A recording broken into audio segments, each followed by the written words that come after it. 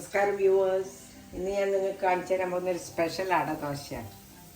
ഇത് തമിഴ്നാട്ടിലെ ഉൾഗ്രാമത്തിൽ ഉള്ള ആൾക്കാർ ഉണ്ടാക്കിയിട്ട് രാവിലെ കഴിച്ചിട്ട് ജോലിക്ക് പോകുന്ന ആൾക്കാരല്ലേ, കൂലിപ്പണിക്ക് പോകുന്ന ആൾക്കാർ കഴിക്കുന്ന ഒരു അടദോശയാണ്. അതിലെല്ലാ വൈറ്റമിൻസും ചേർന്ന പരിപ്പ്, തോരപ്പരിപ്പ്, കടലപ്പരിപ്പ്, ഉഴുന്നുപരിപ്പ്, പച്ചരി, പുഴുങ്ങലരി,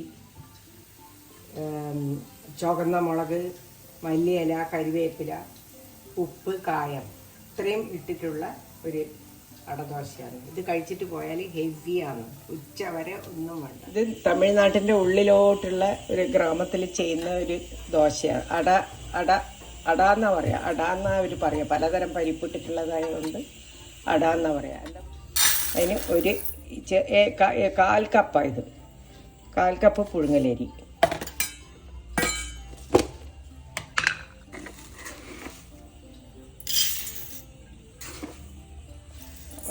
ഈ കപ്പിന് തന്നെ എല്ലാം 1/4 കപ്പ് പച്ചരി,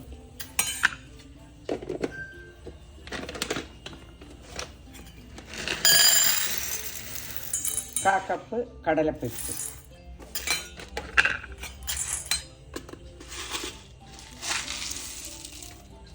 1/4 കപ്പ് തോരപ്പരിപ്പ്. വളരെ ഹെൽത്തി ആയിട്ടുള്ള ഒരു അടയാണ്. എല്ലാ കപ്പിന് ഒറ്റ കപ്പ്, 1/4 കപ്പ് ഉഴുന്ന്.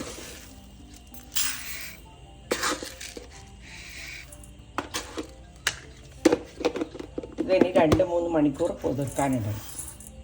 നല്ലോണം കഴുകിയിട്ട് ഞാനിപ്പോൾ ഇതിടെ പൊതിരാൻ വെക്കും.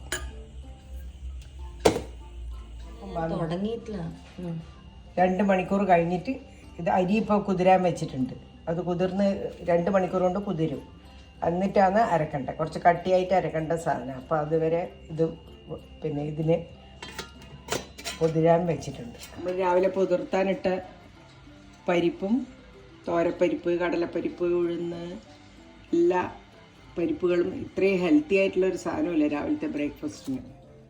അപ്പോൾ ഞങ്ങളതെനിക്ക് ലക്ഷ്മി പറഞ്ഞു തന്നതുകൊണ്ട് എൻ്റെ കൂടെ ഉണ്ടായ ലക്ഷ്മി. വെള്ളം സൂക്ഷിച്ചിട്ട് ഉപയോഗിക്കണം. കട്ടിക്കാണ് അരക്കേണ്ടത്.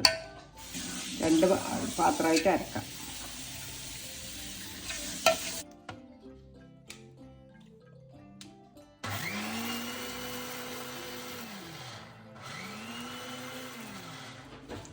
ഇതുണ്ടോ ഈ അരക്കല്? ഏത് അടദോശയും നമ്മൾ അങ്ങനെ അരക്കാവും. ഒന്നും കൂടി അരച്ചേക്കാം. അധികം അരയാൻ പാടില്ല. ഇൻ കേസ് അധികം അരിഞ്ഞു എന്ന് വിചാരിച്ചോ, അപ്പം നിങ്ങൾ രണ്ടാമത് ഇടുന്നത് കുറച്ചിട്ട് അരച്ചാൽ മതി. കട്ടിക്കാണ് വേണ്ടത് കേട്ടോ. ഉപ്പ് പലതും ചേർക്കാനുണ്ടെങ്കിൽ ലാസ്റ്റ് ഇടുന്നതിൽ ചേർക്കും. ഇനി ഇടുന്നതിൽ വെള്ളം കുറക്കുന്നു.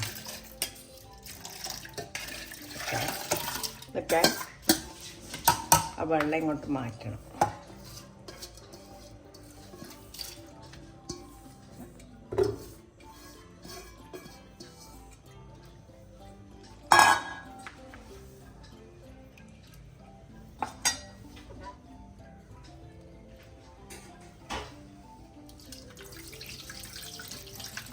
വെള്ളം മുഴുവനും മാറ്റുന്ന, കുറച്ച് വെള്ളം അധികമായിപ്പോയെന്ന് സംശയം.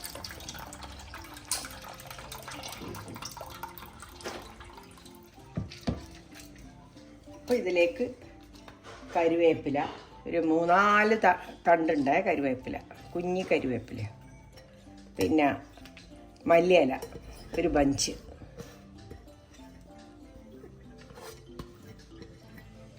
പിന്നെയാണ് എരിവ് നല്ലോണം ഉണ്ടാവണം. കരിമുളകാണ്, നല്ല എരിവുണ്ട്. എരിവ് വേണം ഇതിന്. അതുകൊണ്ട് ഞാനിതൊരു 6 മുളകിൻ്റെ തരി എടുത്തിട്ടുണ്ട്. വലിയ നീണ്ടത്തിലുള്ള 6 മുളകിൻ്റെ തരി. ഇനിയാണ് ഉപ്പ്.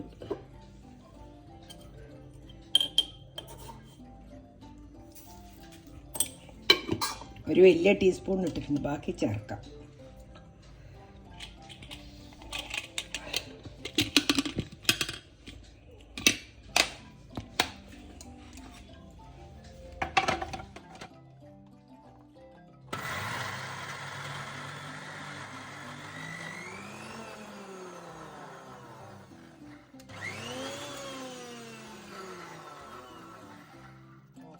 നോക്കി നോക്കി അരച്ചിട്ടില്ലെങ്കിൽ വല്ലാണ്ട്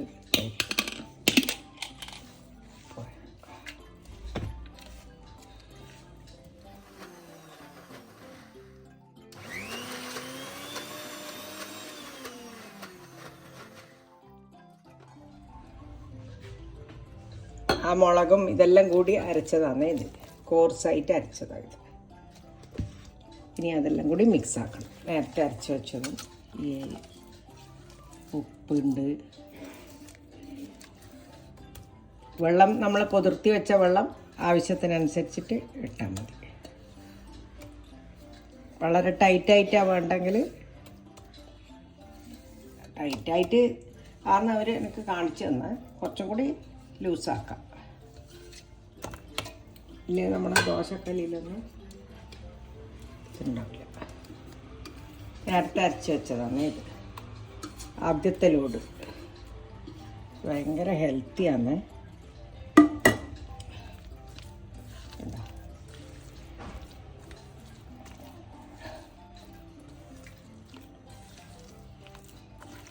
നല്ലോണം മിക്സ് ചെയ്യണം. മിക്സിങ്ങിലാണ് കിടക്കും. ഇത് ഫെർമെൻറ്റ് ചെയ്യാനൊന്നും വെക്കണ്ട, നേരെ ഉണ്ടാക്കാം.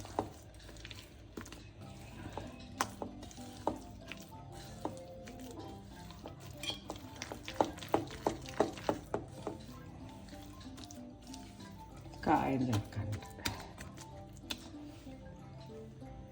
കായം നല്ലോണം ചേർത്തോട്ടോ, വലിയൊരു ടേബിൾ സ്പൂൺ തന്നെ ചേർത്താം. അത്രയും ആവശ്യമാണ്. കായം ഇടുന്നതിന് നമുക്ക് ഗ്യാസും ഉണ്ടാവില്ല. ഞാനൊരു വലിയ ടേബിൾ സ്പൂൺ ഇടുന്നുണ്ട്.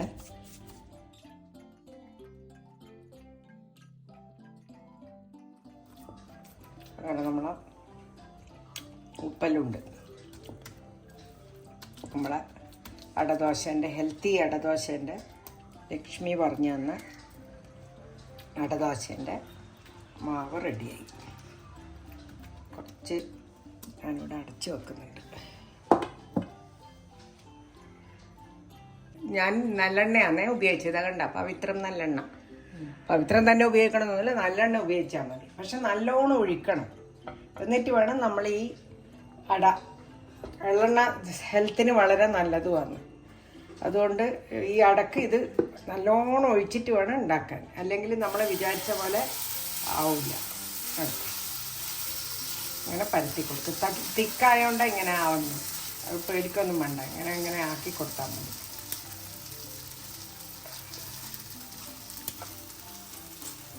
ഹൗസ് ഹെൽപ്പ് പണ്ട് എൻ്റെ കൂടെ ഉണ്ടായ ഹൗസ് ഹെൽപ്പ് ലക്ഷ്മി ഓളാണ് എന്നെ ഇത് പഠിപ്പിച്ചത്. ഓള് തിരിച്ചെന്ന് പിന്നെയും കുറേ ഉള്ളിലോട്ടുള്ള ഒരു ഗ്രാമത്തിലാണ്. അവർ രാവിലെ ജോലിക്ക് പോകുമ്പോൾ ഇത് കഴിച്ചിട്ടാണ് പോവുക. അത്ര ഹെൽത്തിയാണ്.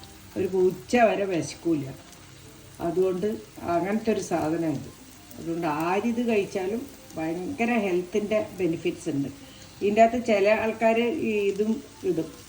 എന്താണ്, കുമ്പളങ്ങേൻ്റെ കഷ്ണമോ അല്ലെങ്കിൽ മറ്റേ ചൊരക്കയില്ലേ, ചൊരക്ക, അതും ഇടുമെന്ന് അവൾ എന്നോട് പറഞ്ഞ എനിക്ക് ഓർമ്മയുണ്ട്. ചൊരക്ക ചെറുങ്ങനെ അരിഞ്ഞിട്ട് മുറിച്ചിട്ട് ഇതിലേക്കാണ് ഇടും. എന്നിട്ട് ഉണ്ടാക്കും. അതും ചൊരക്ക ഒന്നും കൂടി ഹെൽത്തിയാണ്. ഇങ്ങനെ മൊരിഞ്ഞ് വന്നിട്ടുണ്ട്. ഇനി അത് തിരിച്ചിടണം.